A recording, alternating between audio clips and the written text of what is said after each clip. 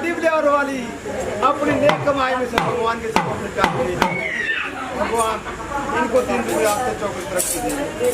हाँ जी, 100 रुपये श्रीमान अमरजीत जी, ये हेड मास्टर साहब जी, ये गांव बड़ी बलियार वाले दानी साजन जो है 100 रुपये की भिखारी भगवान के चरणों में देते हैं।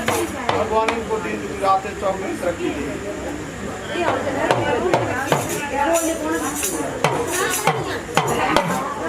हाँ जी, 200 रुपये श्रीमान बेअंत सिंह चंदेल जी, गांव बड़ी बलियार वाले दानी साजन जो है अपनी नेक कमाई में से भगवान के चरणों में 200 रुपये की भिखारी भेजते हैं।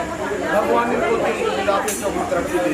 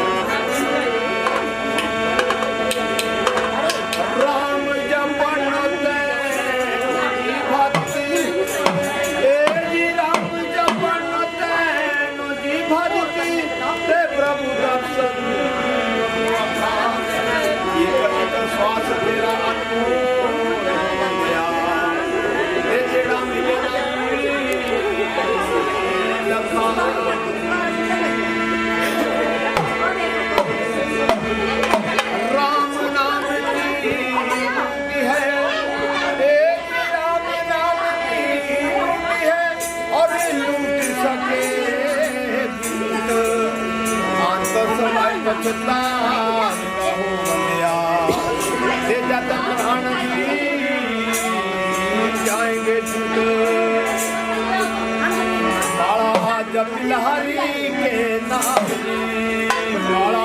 जब लहरी